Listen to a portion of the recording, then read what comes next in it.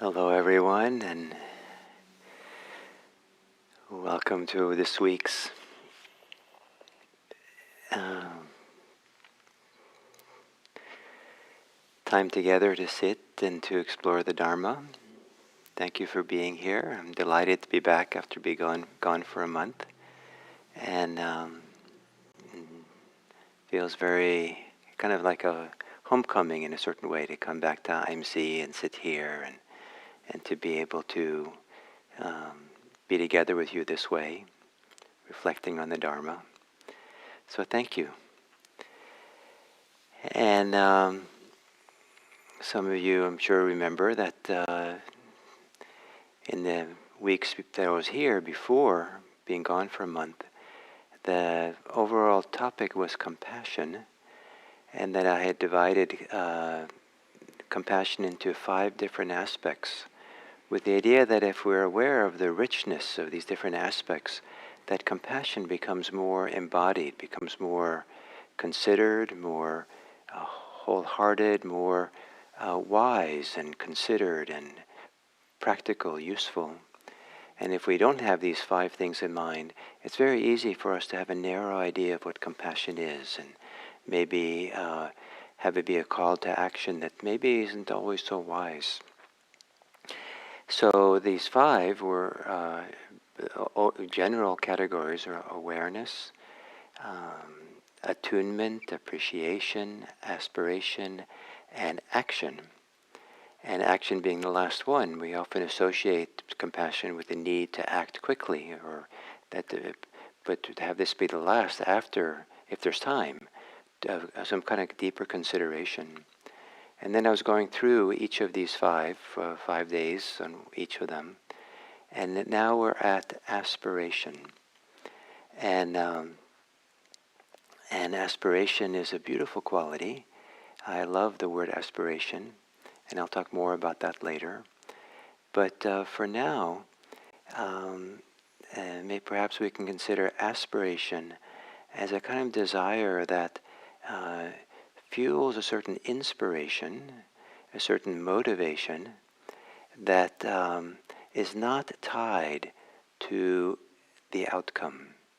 It's kind of a little bit like a wish that certain things, something happen, and come what may, or we act. You can act on an aspiration. It's not just wishful thinking, but it has a kind of open-handedness and open-mindedness to it that both can sustain an action and not have us tripped up around the expectation and of what will happen or should happen.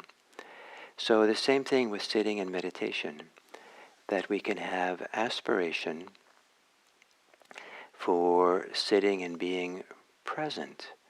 There's many aspirations for sitting and meditation, but in mindfulness practice, the aspiration to be mindful, to be present with kind of a clarity of awareness to what is here, including if that means if there's a lack of clarity and a lack of ability to be present, a lot of distractions, the aspiration to be present is even for a moment to recognize clearly, oh, I'm really cloudy here in my mind, or fuzzy, and there's a lot of distractions and a lot of thoughts.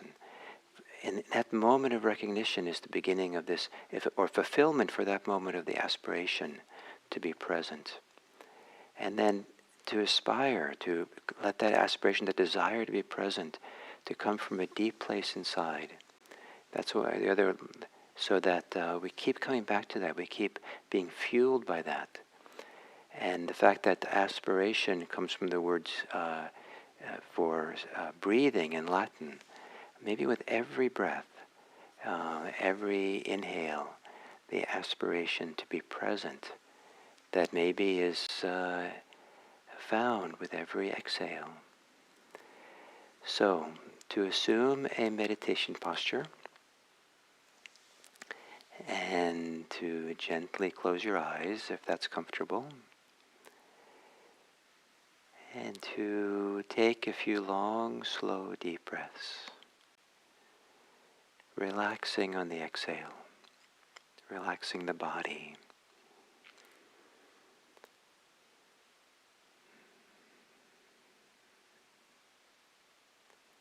A deep inhale that aspires to be connected here to yourself, and relaxing the body on the exhale.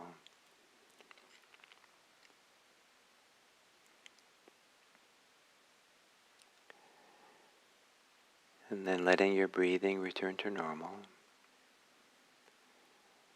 And perhaps before anything else, what is your aspiration? Sometimes we ask, what is your inspiration or intention? What's your intention for meditation? But what's your aspiration, inspiration?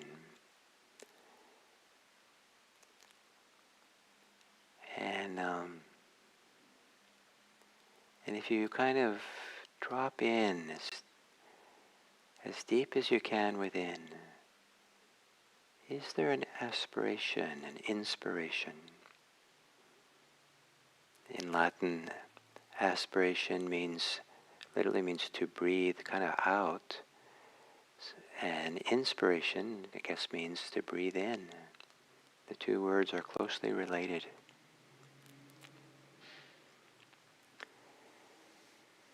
And then to relax further in your body. Maybe on every exhale to relax the face.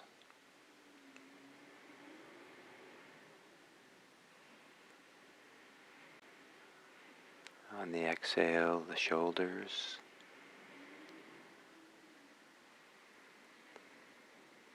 On the exhale, the belly.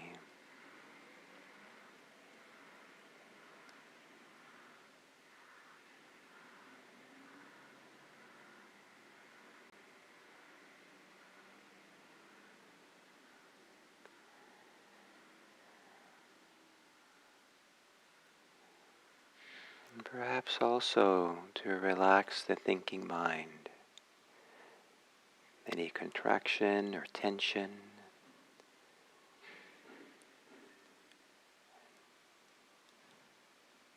Any tightness or pressure in thinking. Or in mental efforting. Is there any mental efforting?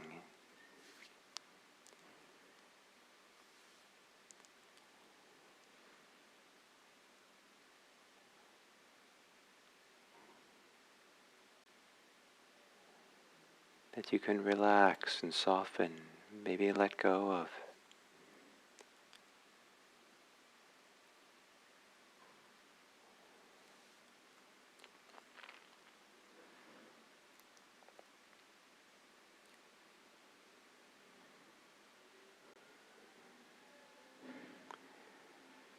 And then to sit quietly, breathing with your body. Allowing the body to breathe.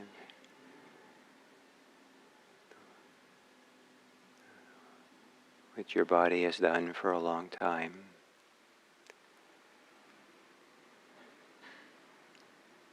And accompanying the breathing body. Almost like you're making room in your body for breathing to do its thing.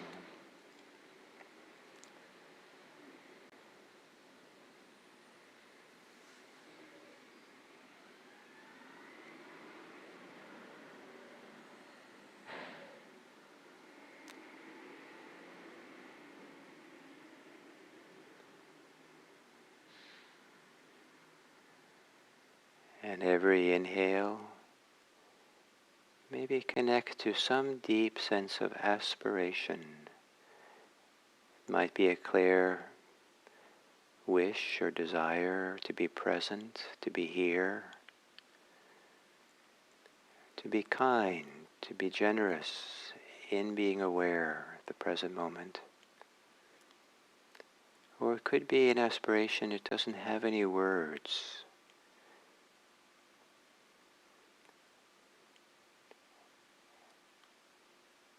It's there, but it's not a clear, doesn't lend itself to words or a clear idea.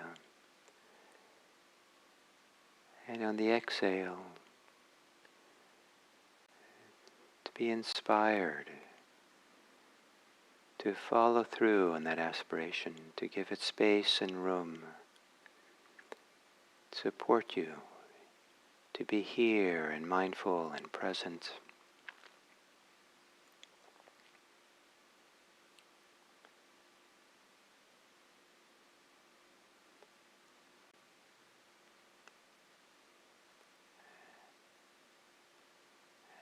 Perhaps your aspiration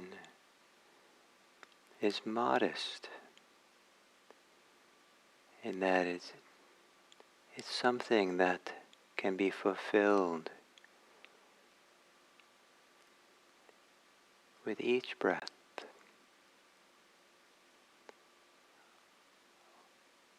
or can be fulfilled in the time it takes to breathe in or to breathe out. No bigger goal, just this, to be here.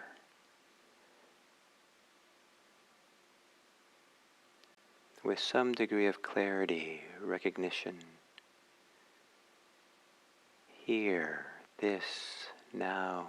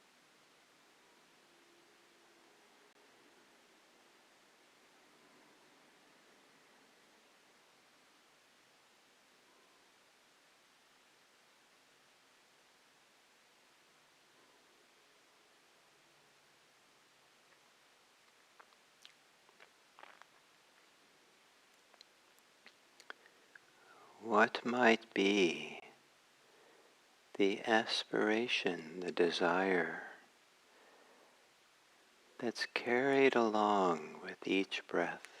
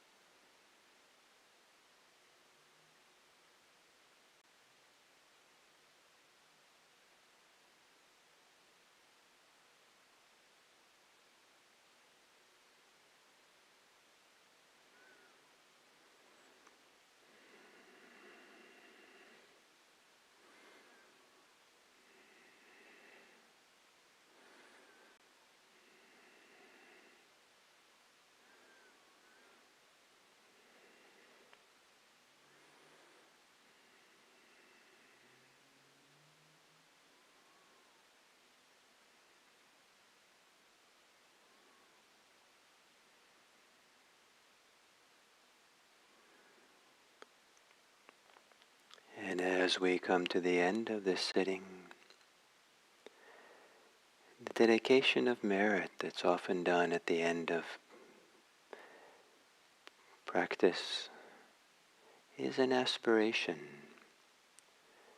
It's an aspiration for the goodness, the benefits of whatever practice we do, that we share it with others.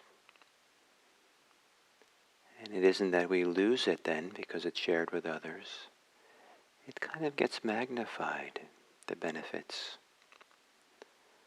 As the heart opens, the generosity that has room for others, care and love. And may it be that we aspire that not only our practice but our lives are lived for the benefit of all, including ourselves. Recognizing maybe even that such an aspiration does a tremendous benefit to ourselves to have it, breaking through the shell of self-centeredness and self-preoccupation. May it be that our time together this day, meditating in this community, may we as individuals and as a community consider ways that we take the benefits from this meditation with us into the world, so that we bring benefit for others with us, with an aspiration, a care, an attention to doing so. May all beings be happy. May all beings be safe. May all beings be peaceful. And may all beings everywhere be free. And may we aspire to see this happen, to support this to happen.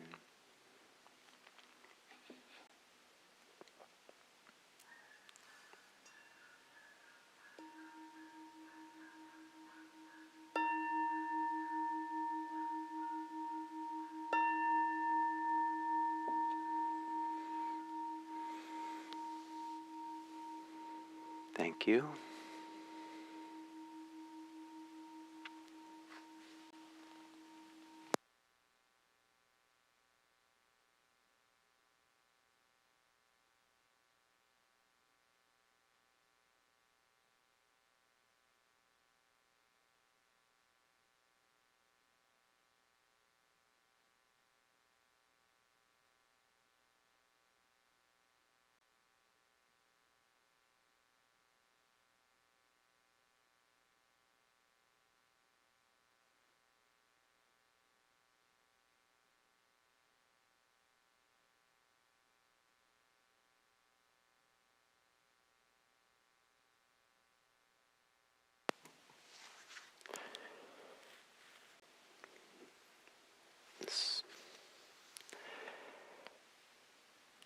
So, hello everyone again, and the topic for this week, exploration of compassion, is the role of aspiration in compassion.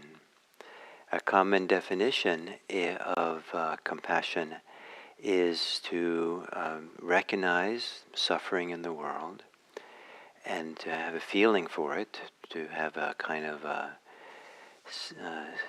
some kind of resonance with that suffering, to feel it, to have some sympathy with it or empathy with it, and to have a desire for that suffering to be alleviated. And that "and" is a hugely important part of compassion, and a desire for it to be alleviated. Compassion can exist without necessarily we being the person who is going to alleviate the suffering. but it's still the desire is there. And but in certain circumstances, it makes sense that we have the desire to do something. We have the ability to do it. It's appropriate to do it. Maybe sometimes there's no one else who could help with the suffering that people are experiencing, and so we offer to do something. And so the common definition does involve a desire, but desire is a kind of somewhat vague word or somewhat broad word. And so I prefer to call it aspiration. And part of the reason for this is that I think that generally to aspire to something, to aspire to do something, doesn't come along with duty or obligation. An aspiration comes from someplace deep inside. It's an inspiration. It's a welling up of an inner desire that is offered, arises freely, or arises without need, perhaps, or without a lot of ego or self-centeredness. It has a kind of a deep source within, and there's a kind of open-endedness to aspiration. It's different, for me, different than hope or wishing. Aspiration wants to see something happen, but knows that it might not. It's not, aspiration is not attached to the outcome. And to act in the world of compassion, to act compassionately from aspiration, maybe is a wonderful gift because it frees ourselves from the tightness and the pressure of accomplishment, of succeeding. And sometimes when we're compassionate to others, it's enough for them to know that we have the desire, the aspiration to help. We're making the effort to help, even if we don't succeed. The idea that someone cares about you, cares enough to make effort to support you, sometimes is the medicine that's what's needed, more than the outcome. And so aspiration is, the other reason I like aspiration, because the word is connected to breathing. And so it has this kind of, in my mind, this idea of having a deeper source within our body, within our heart, that's different than anything that the mind comes up with, the thinking, the logic, the analysis of the situation. It has some kind of deeper upwelling to aspire. And to take the time when we're in the presence of suffering or feel it, to not rush to judgment, not rush to obligation, not rush to something has to happen here. When that rush is motivated by our own distress, our own discomfort, our own sense of self-centered kind of obligation, or our own need to do something, but rather take the time to relax with it and to be present and see what is the aspiration that flows out of us. What's the desire, the wish for that? That is that has this kind of open-endedness, this freedom to it. Not something that puts us back in bondage or clamps us down or narrows us, but something that actually feels like now we can breathe more easily, as opposed to getting stressed and tight, and our breathing becomes more contracted and tight and narrow. So aspiration, and so this week I'll talk about these different aspects of aspiration, and for today, the simple idea is that part of the aspiration, when it's compassionate, is to want suffering to stop. It's our own suffering, someone else's suffering, to want it to stop. But to want that, to have that desire, that wanting to no longer be there, is because we know that life doesn't have to be suffering all the time. We don't have to be living always under the pressure, the tension, the hurt, the pain, the stress of what life brings us, and our own struggles and all this difficulties and heartbreak that we can have. that there is an outcome, there is a way of coming into a very different relationship to this difficult world we are in, one in which we don't contribute, we don't enact, we don't um, uh, add to the difficulties of life, the kind of suffering of the stress, the suffering of contraction, the suffering of that comes with attachment and clinging. And we can learn and practice that we don't have to do that. There's another way of being. And as we learn that, then we learn how to have aspiration that's free of attachment, aspiration that's free of force, assertiveness, aspiration that's free of conceit.